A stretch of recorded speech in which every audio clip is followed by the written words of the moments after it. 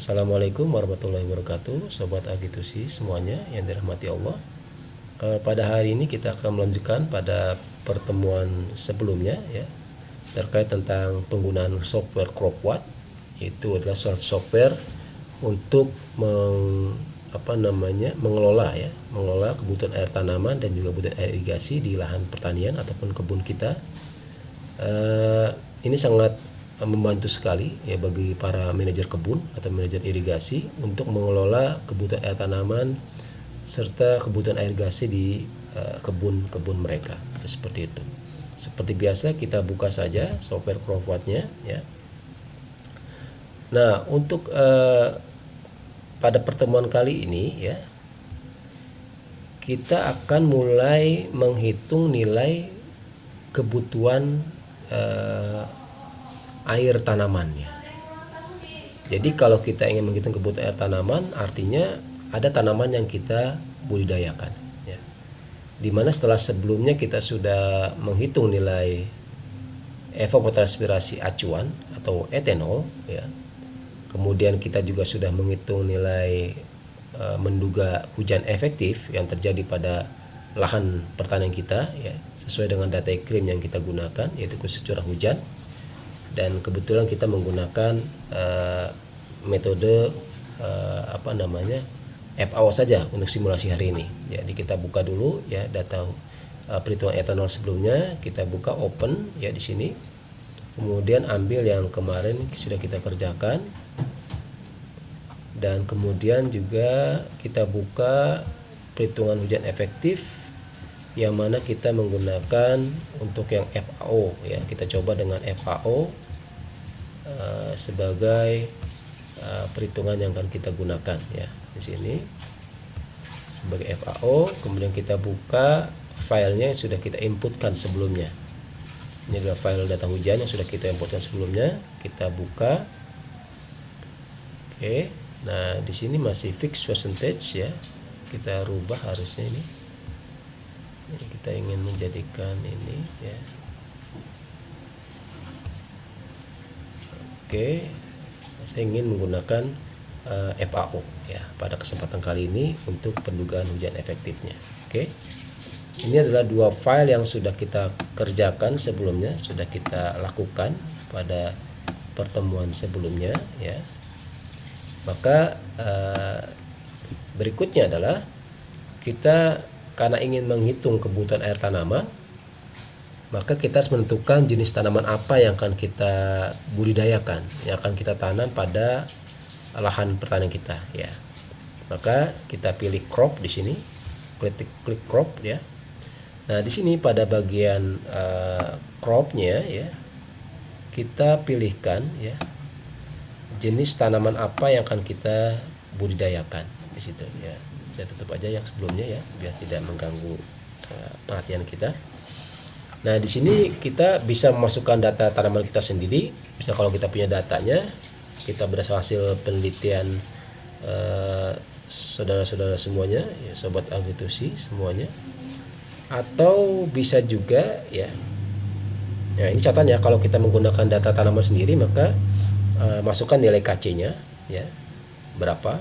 Nilai KC awal, KC pertengahan dan KC total seluruhan. Kemudian kapan tanggal panennya, tanggal nanamnya kapan dan tanggal panennya. Nilai berapa lama fase pada setiap fasenya, pada fase inisial, pada fase awal, fase pengembangan, fase vegetatif ya, fase mid season, pertengahan dan fase late season, mulai pengisian buah, pematangan buah ya dan pemanenan. Seperti itu. Dan totalnya berapa hari di situ. Dan kemudian ke dalam perakaran, berapa meter ke dalam perakarannya dimasukkan pada fase awal sampai dengan fase pembungaan ya. Dan kemudian nilai fraksi penipisannya atau nilai P atau disebut juga dengan nilai manajemen allowable depletion ya, depresi yang diizinkan ya, itu berapa, dan juga faktor hasil yield responnya ya. Dan juga tinggi tanamannya berapa ya. Nah, pada kesempatan ini saya akan menggunakan data tanaman dari database yang sudah ada disediakan oleh database CropWatt dari FAO ya. Kita klik tadi, kita open, kemudian klik FAO. Nah, di sini akan muncul beberapa jenis tanaman ya di sini. Dari mulai alfalfa, banana, kemudian kacang ya, cabbage, citrus, cotton, date palm ya, kurma ya, grains, grapes, grass, groundnut, kacang tanah, jagung, mango dan sebagainya macamnya. Sebagai contoh, saya akan mencoba menggunakan tanaman melon pada kesempatan kali ini. Tanaman melon ya, sweet melon di sini. Saya menggunakan sweet melon, open ya. Maka database itu akan muncul sesuai dengan yang kita pada bidang tanaman di sini. Nama tanaman sweet melon, di mana penanaman dimulai tanggal 6 Mei, berarti hari ini. Kita juga bisa merubah ini tanggal ini ya. Misalkan kita merubah sesuai dengan rencana tanam kita, misalkan nanti kita menanam tanggal, katakanlah pada bulan tanggal 1 bulan 5 ya, 1 Mei misalkan di awal bulan. Maka dia otomatis akan merubah tanggal panennya yang bulan September menjadi tanggal 28 Agustus ya. Artinya kurang lebih 120 hari ya, atau sekitar 4 bulanan ya di sweet melon ini, tanaman sweet melon varietas yang ada pada FAO ini ya. Nah, kalau sudah, di situ akan muncul nilai KC-nya dari 0,5 pada fase awal, kemudian 1,05 pada fase mid season-nya, pertengahan, dan sampai 0,75 ketika panen ya. Dan perakaran dari mulai 30 cm atau 0,3 meter sampai dengan 1 meter dalam perakaran ya. Dan data informasi yang lainnya. Nah, inilah jenis tanaman yang kita gunakan pada simulasi penjadwalan ataupun penentuan kebutuhan air tanaman untuk tanaman sweet melon ini ya. Lalu kemudian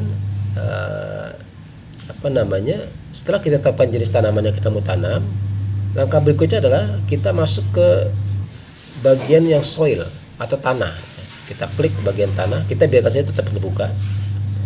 Kemudian kita masukkan yang soil ya.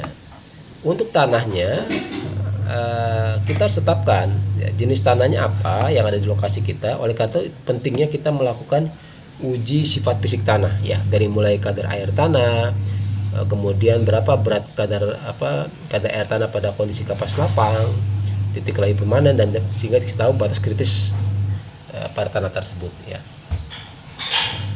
Umumnya kalau di di Lampung ya kebanyakan ya tanah-tanah yang berlempung ya, kebanyakan ya, sebagian besar ya.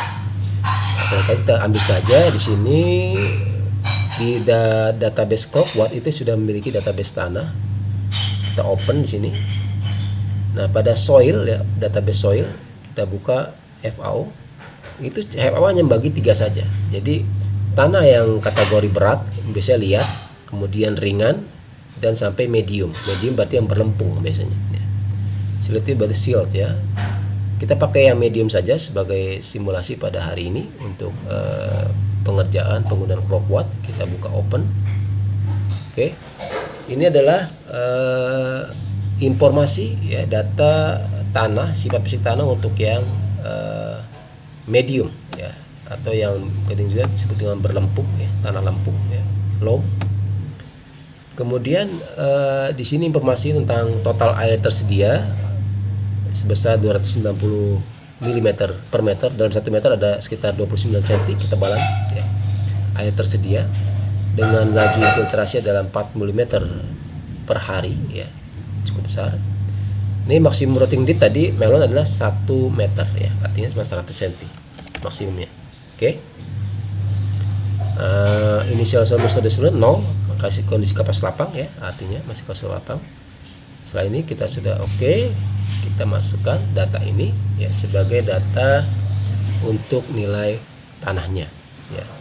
Jadi kita sudah mulai masukkan data klimat, etanol sudah kita masukkan ya. Kemudian data rain, hujan sudah juga masukkan. Kemudian data tanaman sudah kita tambahkan, itu tanaman sweet melon, dan data tanah juga sudah kita masukkan, yaitu menggunakan tanah medium atau loam ya. Kalau sudah kita masukkan keseluruhan data, karena crop plot ini memang intinya adalah memerlukan data-data utama, yaitu adalah data sifat fisik tanah, data tanahnya, kemudian data iklim ya, klimat seperti lama penyinaran matahari, data suhu, kemudian kelembaban ya, dan juga kecepatan angin. Itu menjadi data yang harus disiapkan, termasuk data curah hujan untuk menghitung nilai curah hujan efektif ya, seperti itu, dengan berbagai macam metode yang sudah dijelaskan sebelumnya. Nah, yang ketiga adalah data tanaman itu sendiri, dari mulai kedalaman perakaran, lama pertumbuhan pada setiap fasenya, nilai KC. Itu adalah data-data yang harus ada ya untuk menghitung kebutuhan tanaman menggunakan software CropPath ini. Atau juga tidak menggunakan software CropPath, sama, kita menggunakan tiga data ini. Itu seperti itu ya. Jadi kalau sudah kita inputkan keseluruhan data ini ya, dari hujan efektif, etanol, dari data iklim ya, tanaman dan tanah, baru kita bisa masuk ke CWR atau kepanjangan adalah Crop Water Requirement ya. Maka kita klik saja langsung muncul nilainya. Itulah asiknya ya, enaknya kita menggunakan software CropPath. Perhitungan tidak lagi manual ya, tapi dia langsung otomatis terhitung ya. Yang penting kita masukkan data etanolnya, data iklimnya, kemudian data curah hujan efektif berapa, data tanamannya, serta data tanahnya. Otomatis dia akan muncul hasil prediksi kebutuhan air irigasinya serta nilai ETC-nya atau evapotranspirasi tanaman pada tanaman melon itu sendiri ya. Tadi ingat kita mulai nanam pada bulan Mei, tanggal 1 Mei di sini ya, tanamannya sweet melon. Maka dimulai pada tanggal bulan Mei, dekade ini ada 1 2 3. Jadi dekadenya ada 3 dalam 1 bulan. Artinya apa? Dekade pertama itu adalah 10 harian pertama. Dekade kedua artinya 10 harian kedua pada bulan tersebut. Dekade ketiga artinya 10 harian ketiga pada bulan yang dimaksud atau bulan tersebut, bisa bulan Mei, bulan Juni, Juli sampai Agustus. Karena jadi adalah lama pertemuan adalah sekitar 4 bulan, maka dia dari bulan Mei, Juni, Juli, Agustus sampai panen ya. Nah, di sini terlihat fase pertumbuhannya inisial sampai dengan late pemanenan. Kemudian nilai KC dari 0,5 sampai dengan tertinggi adalah 0,9 dan panen 0,66 seperti itu. Dan ini nilai ETC-nya. ETC adalah nilai dari etanol, prediksi etanol tadi yang sudah kita hitung, dikalikan nilai KC dapatkan 1,98 mm pada bulan Mei ya. Terus yang tertinggi adalah 3,57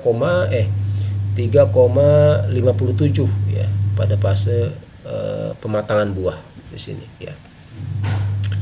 Dan juga kita bisa rubah nilai ETC satuan milimeter per hari menjadi milimeter per dekade ya. Jadi kita rubah dalam satuan harian menjadi 19 mm dalam 10 hari ya, atau per dekadenya. Totalnya adalah 338 selama satu musim tanam tanaman melon itu sendiri.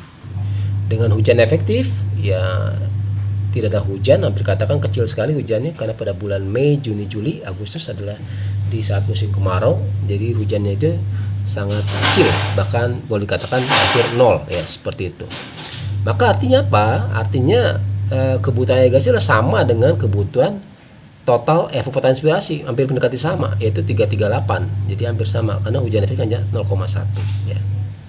Itu adalah hasil perhitungan nilai evapotranspirasi tanaman dan juga kebutuhan air irigasinya. Di mana kebutuhan air irigasi atau irrigation requirement itu adalah hasil dari perhitungan kebutuhan ETC ya, dikurangi dengan hujan efektifnya. Karena kebutuhan hujan efektif hampir semuanya nol, maka hampir dikatakan bahwa kebutuhan air irigasi sama dengan evapotranspirasi yang diperlukan oleh tanaman melon. Baik, itu adalah pertemuan pada yang ketiga ini dalam pengenalan software CropPath dan penggunaannya untuk menghitung kebutuhan air tanaman. Jadi kita sudah sampai pada crop water requirement, penentuan kebutuhan air tanaman dan juga kebutuhan air irigasinya. Baik, semoga bermanfaat bagi sobat agritusi semuanya. Sampai jumpa pada pertemuan-pertemuan berikutnya.